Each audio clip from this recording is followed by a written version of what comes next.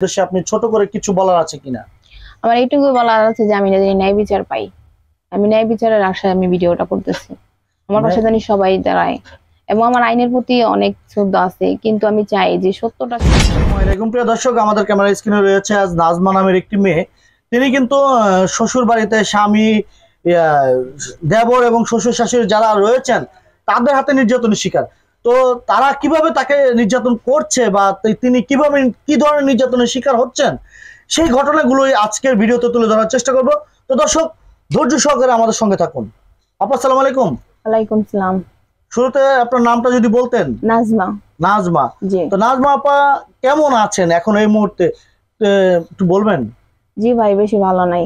বেশি ভালো নাই? না। তো বেশি ভালো নাই কেন, কি হয়েছে আপনার? জি, আমি দীর্ঘ অনেক দিন ধরে নির্যাতনের শিকার এবং 3 বছর ধরে আমি একটু জোরে কথা বলবেন। দীর্ঘ অনেক দিন ধরে নির্যাতনের শিকার এবং 3 বছর ধরে নির্যাতনের ব্যাপারে আমি সব জায়গা দৌড়াদৌড়ি করতেছি, কিন্তু আমি কোনো জায়গায় কোনো হেল্প পাইতেছি না।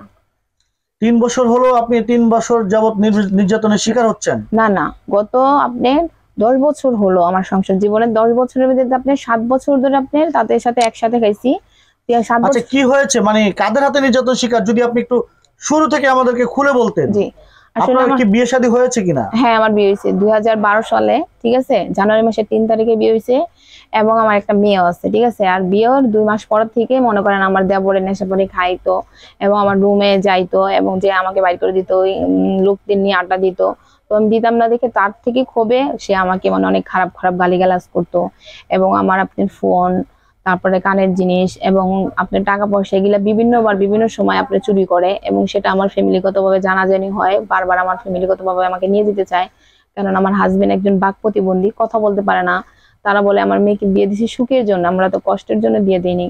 কিন্তু তারা তারপরও বলে কি ঠিক আছে, আর করবো না, আর করবে না, এবং করতে করতে দীর্ঘ আপনার অনেকদিন হয়ে যায়। তার মধ্যে আমার কাছে, আমার বাবা মার কাছ থেকে বিভিন্নবার তারা টাকা পয়সা নেয়, সেটা তারা স্বীকারও করে, ঠিক আছে, যে আমার এই সমস্যা, আমার সমস্যা, টাকা এনে দাও, টাকা দেয়। এবং আমার কাছে যে টাকাটা নেয় সেটা আমি নিজে কামাই করছি, যেরকম আমি টেলার্সের কাজ করি এবং বিভিন্ন ওই যে আপনি পুঁতির বেগ বানাই, এরকম বিভিন্ন ধরনের কাজ করে আপনি মনে করেন টাকা ইনকাম করছি। সেই টাকাটা তারা নিছে, যে দাও তোমাকে আমি পরে দিব, ঠিক আছে।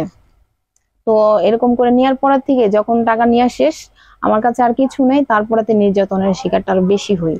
হওয়ার পরে আমি বাবার বাড়ি অনেকবার চলে যাই, তো আমাকে নিয়ে আসে, নিয়ে আসার পরে বলে কি আর করবে না। এরকম করার পরে তারপর আমি এলাকার চেয়ারম্যানের দ্বারস্থ হই এবং এলাকার চেয়ারম্যানকে জানাই যে আমি দীর্ঘদিন ধরে নির্যাতনের শিকার, আমাকে একটু হেল্প করেন। তখন সে এলাকার মেম্বারকে বলে এবং মেম্বারে বলে এটা ঘরোয়া ব্যাপার, এটা এরকম হয়। তারপরে থেকে আপনি ডিসাইড করে থাকা, আমি যদি এত কষ্টই তাদের সাথে করি, তাহলে আমি আলাদা হয়ে আমি মানুষের বাসায় কাজ করে খাবো, নাহলে কোনো কিছু করে খেয়ে আমি আমার সংসার চালাবো। কিন্তু আমাকে সেভাবেও থাকতে দেয় না তারা। আমার কারেন্ট, গ্যাস এইগুলা নিয়ে অনেকটা দিনই আমাকে বাড়ি থেকে বাইর করে দিবে, এটা সেটা, ননদের জামাই ননদরা এগুলা মনে করেন মারধর করে 2 দিন পর পর। তারপর লাস্টে আমি আপনার আইনের আশ্রয় নেই। আইনের আশ্রয় নেওয়ার পরে আপনার আমার বাড়ির সব পুলিশ আসে, আসার কিছুদিন পরে আমাকে আবার মারে। আচ্ছা, আপনি মানে মূলত আপনার দেবর আপনার সাথে মানে নির্যাতন করতো? জি, অনেক গালাগালাজ করে, মারধর করে, দেখলে আমাকে অনেক খারাপ। আপনার স্বামী তো একজন বাক প্রতিবন্ধী। জি। আপনার স্বামী মানে আপনার দেবর যে আপনাকে মারধর করতো বা বিভিন্ন ভাবে নির্যাতন করতো, এই বিষয়গুলো আপনার স্বামী তার নজরে পড়েছে? সে অনেকবার দেখেছে, আপনি যখন আমাকে মারছিল এবং আপনি হেল্প করতে যায় তাকেও আপনি মারে। আমার নদে জামাই দেবরে মনে করেন অনেক বিধি কিস্তা, তখন আমি ফোনে ভিডিও করছিলাম, ফোনে ভিডিও করার কারণে আমার ফোনটা ভেঙে ফেলে, ঠিক আছে, যে আমাকে প্রমাণ রাখতে দিবে না। তারপরেও একটা প্রমাণ আছে বলতে কি, আপনার ওই যে যেরকম আমার সাথে বকাবকি করতেছে, ঝগড়া করতেছে, তার একটু মনে করেন 30 সেকেন্ডের একটা ভিডিও আছে। আচ্ছা, বিষয়টা হচ্ছে আপনার স্বামী জানে, কিন্তু আপনার স্বামী বাক প্রতিবন্ধী হওয়ায় জি তিনি প্রতিবাদ করতে পারছে না, এই ধরনের কোনো কিছু? হ্যাঁ হ্যাঁ হ্যাঁ। আচ্ছা, বিষয়টা হচ্ছে আপনার শ্বশুর এবং শাশুড়ি যারা, শ্বশুর নাই, শাশুড়ি। শাশুড়ি যিনি রয়েছে এখন বর্তমানে জীবিত, শ্বশুর নাই, শাশুড়ি, তাকে কি আপনি বিষয়টা জানিয়েছেন কিনা? সেই তো আপনি মূল মনে করেন, মানে সেই মূল হোতা, জি, মানে আপনার উপরে নির্যাতনের বা টর্চার করুক না, যেটাই করুক না কেন, তার পরামর্শে সবকিছু হচ্ছে? হ্যাঁ। আচ্ছা, এই বিষয়টা আপনি থানায় জানানোর পর কি হলো?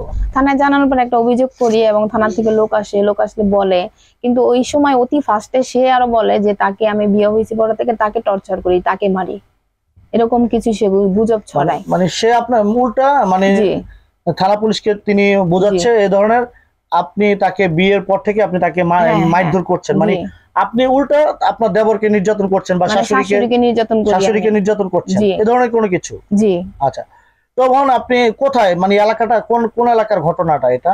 এটা আপনার সাভার, থানা হলো সাভারে, আর আপনি জেলা ঢাকা, পোস্ট অফিস আপনার আমিনবাজার আর বেগুনবাড়ি এলাকা। বেগুনবাড়িতে বিয়ে হয়েছে। বেগুনবাড়িতে বিয়ে হয়েছে, জি। আচ্ছা, সেখানকার মানে আপনি যে আপনাদের কি ভাড়া বাসা না নিজস্ব বাসা? নিজস্ব বাসা। বাড়িওয়ালার নাম কি? বাড়িওয়ালা নিজের বাড়ি। নিজের বাড়ি, মানে কার বাড়ির কথা বললে চিনবে লোকজন? কুদ্দুস মিস্ত্রির বাড়ি। কুদ্দুস মিস্ত্রির বাড়ি বললে সবাই এক নামে চিনিয়ে দিবে। জি জি। সেটা আমিনবাজার গিয়ে? জি, আমিনবাজার যে আপনি মফির মাঠে যে বললেই হবে যে আমি কুদ্দুস মিস্ত্রির বাড়ি যাব। আচ্ছা বোন, আপনি তো মামলা করে ডায়েরি করেছেন, মামলা করেননি তাই না? জি, মামলা করছি। মামলা করেছেন, জি, এবং চেয়ারম্যানের দ্বারস্থ হয়েছেন, জি। তো আপনার সমাধান হচ্ছে না? না। তো আজকে আপনি আমাদের ক্যামেরার সামনে আসছেন কেন, মানে তার কারণ কি? ভাই, আমি ন্যায় বিচার পাওয়ার জন্য, যে আমাকে যে ওরা নির্যাতন করে তার অনেকটা প্রমাণ আছে, মেডিকেলে কিছু কাগজ আছে আমার কাছে। তারপরে আপনার কিছু লোক আত্মীয় স্বজনে আশেপাশের পাড়াপড়শি কিছু জানে, এবং আমাকে যখন মারছিল তখন তার সাথে আপনার কিছু লোকও ছিল। যেই দিন আমাকে প্রথম আমার যে দেবরের মানে ননদের জামাই মারে, তখন একটা মহিলা ছিল, সেও সাক্ষী। কিন্তু সে সাক্ষী হলো কি, সে তো আপনি সাক্ষী দিতে পারে না, কারণ তাকে রাস্তাঘাটে দেখলে গালাগালাজ করে, তার বাড়িতে যায় ঠেট দেয়। তারপরে একদিন মারে, যখন মারে তখন আমার এই যে নাকের নাক ফুলটা নেয়, আমার কানে দুল ছিল, তার সামনে এগুলা আপনার ছিনায় না আমাকে মারার পরে, তখন সেও সাক্ষী দিছে। এবং সে আপনার থানায় যে আপনি পুলিশের কাছে বলে যে তাকে যেভাবে মারলো আজকে, আমি দেখে আমারই মানে অনেকই খারাপ লাগছে। আচ্ছা, আপনাকে যে আপনার ননদের জামাই বা ননদ বা আপনার শাশুড়ি বা আপনার দেবর বিভিন্ন ভাবে টর্চার করতো বা মারতো, নির্যাতন করতো আপনার শরীরে, জি, কোথাও ক্ষত হয়েছে কিনা আপনি কি আমাদেরকে দেখাতে পারবেন কিনা? না, এরকম মনে করেন হাতে এমনি আপনার কাইটা মাইটা গেছে এরকম, ঠিক আছে, আমাকে ওরকম আপনার চুল ধরে তারপরে আপনি লাথি মাতে এরকম ভাবে মারধর করে, ঠিক আছে। আচ্ছা আচ্ছা, এরকম ভাবে মারধর করে, জি। আচ্ছা, তো আপনি ক্যামেরার সামনে আসলে যে ন্যায় বিচার পাওয়া যাবে, এই কথাটা আপনাকে কে বলেছে বোন? আমাকে কে বলে কিনা বলতে হলে মনে করেন আমি তো ফোনে দেখি, বা আমি যাই যে দেশবাসী দেখুক যে একটা মেয়ে নির্যাতনের শিকার দীর্ঘ 10 বছর ধরে, এবং সে ন্যায় বিচারের জন্য সবার কাছে যাইতেছে, কিন্তু তার পাশে দাঁড়ানোর মতন কেউ নাই। আমি চাই আমার পাশে সবাই দাঁড়াক। মানে আপনি চাচ্ছেন যে দেশবাসী কাছে আপনার এই মানে আপনার জীবনে আপনার লাইফে যে ঘটনাটা ঘটতেছে বা ঘটে যাচ্ছে, জি, এই বিষয়টা সবাই জানুক, জি। আচ্ছা, বিষয়টা সবাই জানলে কি আপনার সমস্যাটা সমাধান হবে? হ্যাঁ, আমি মনে করি, কেননা এলাকায় আমি তো মনে করেন বাসার থেকে খুব কম বাইরে, এলাকা ওরা বাইরে, এবং এলাকায় কম বেশ আপনার বেশিরভাগ মানুষই ওদের কথাই বলে, কম বেশ আমার কথা বলে যায়, তাদের মুখ মনে করেন বন্ধ করে দেওয়া হয়, কেননা তাদেরকে হুমকি দামকি দেয়, খারাপ ভাষায় গালাগালিজ করে, এই জন্য তারা বলে কি আমরা কি করব, কি করতে পারি, এই চিন্তা করে। কিন্তু আমি চাই যে দেশবাসী সবাই দেখুক যে গত 10 বছর ধরে নির্যাতনের শিকার আমি আপনার ঘরে লুকায় বসে থাকি, এবং আমি আপনার রাস্তাঘাটে ঠিক মতন ভাবে চলাফেরা করতে পারি না, আমার নিরাপত্তা নাই, কিন্তু তারাই ঠিকভাবে চলতেছে, এবং তারাই ঠিকভাবে রাস্তাঘাটে বা যেখানেও তারাই মনে করেন জোর গলায় কথা বলতেছে। নির্যাতনের শিকার আমি, এবং আমি মনে করেন চুপচাপ কিছুই করতে পারতেছি না। আচ্ছা, আপনার স্বামী কি করেন? আমার হাজবেন্ড রং মিস্ত্রির কাজ করে। রং মিস্ত্রির কাজ করে, জি। আচ্ছা, আপনাদের মানে মানে আপনি যেটা চাচ্ছেন মানে দেশবাসীর মাধ্যমে আপনি ন্যায় বিচারটা পান, জি জি। আচ্ছা বোন, বিষয় হচ্ছে আপনি তো মামলা করেছেন, আপনি চেয়ারম্যানের দ্বারস্থ হয়েছেন, জি। তা আপনি যদি আরেকটি বার চেষ্টা করে দেখতেন, আপনি থানায় যে পুলিশ প্রশাসন যারা আছে বা আইন শৃঙ্খলা রক্ষাকারী বাহিনী যারা রয়েছেন, যেখানে আপনি মামলা করেছেন, তাদের শরণাপন্ন আরেকটি বার হলে হয়তো আপনার সমস্যাটা তারা সমাধান করতে পারতো। জি ভাই, এরকম না, আমি আপনি থানায় অনেকবার গেছি, কিন্তু থানা থেকে আমাকে মামলাটা নেওয়া হয় নাই। রাত্রে আপনি যখন মারে 1টা বাজে আপনি গেছি, আমার আম্মু, আমার হাজবেন্ড, আমার মেয়েকে নিয়ে, তখন আমার হাতে কিছু ক্ষত ছিল, এবং আমার হাজবেন্ডকে মারছিল, তার মানে কিছু ইয়া ছিল। তখন তারা বলে কি যে অনেক রাত হয়ে গেছে, আজকে হবে না, আর আপনি কোর্টে যে মামলা দেন, এই মামলাটা আমরা থানায় নেই না। তখন আপনি কোর্টে আপনি বৃহস্পতিবার থাকে, কোর্টে আপনি 2 দিন পরে যাই, আর তখন আপনি করোনা ভাইরাস চলতেছিল, এবং সমস্যার কারণে আপনি 2-3 দিন পরে মামলাটা দিই। কিন্তু কোর্টে মামলাটা চলতেছে, কিন্তু আমার কথা হলো আমি দেশবাসীর কাছে এটা বলতে চাই যে আমার সাক্ষীদের মানে ধমকি দেওয়া হচ্ছে, আমার সাক্ষীরা মনে করেন নিরাপত্তা নাই, আমার নিরাপত্তা নেই, আমার সাক্ষী কি নিরাপত্তা থাকবে? এই জন্য আমার পাশে যে এমন কেউ দাঁড়ায় যে আমি ন্যায় বিচার পাইতে পারি, আমার মনে হচ্ছে এরকম। কেননা কোর্টে তো আপনি সাক্ষী, কোর্টে তো আপনার ইয়া ছাড়া তো কোর্টে তো আর আমার পক্ষে কথা বলা যাবে না, মানে বলতে পারবে না তারা। তো যারা যারা আপনার সাথে অন্যায় করেছে বা জি। অন্যায় করছে জি তাদের কি কোনো ফটো রয়েছে কিনা আপনার কাছে, না, বা আমার আমরা কাছে কি ভিডিওর স্ক্রিনে সেগুলো কি আমরা দেখাতে পারবো কিনা দেশবাসীর কাছে? জি আমার কাছে এখন ফটো ওরকম নাই, আমি তো ফটো আনি নাই সাথে করে। আচ্ছা, তো বোন আমরা ভিডিওটি শেষ করবো, অনেক বড় বড় হয়ে যাচ্ছে জি ভিডিওটা। শেষ পরিসরে আপনি মানে দেশবাসীর উদ্দেশ্যে বা উদ্দেশ্যে আপনি ছোট করে কিছু বলার আছে কিনা? আমার এইটুকু বলার আছে যে আমি যদি ন্যায় বিচার পাই, আমি ন্যায় বিচারের আশায় আমি ভিডিওটা করতেছি। আমার পাশে জানি সবাই দাঁড়ায়, এবং আমার আইনের প্রতি অনেক শ্রদ্ধা আছে, কিন্তু আমি চাই যে সত্যটা সামনে আসুক।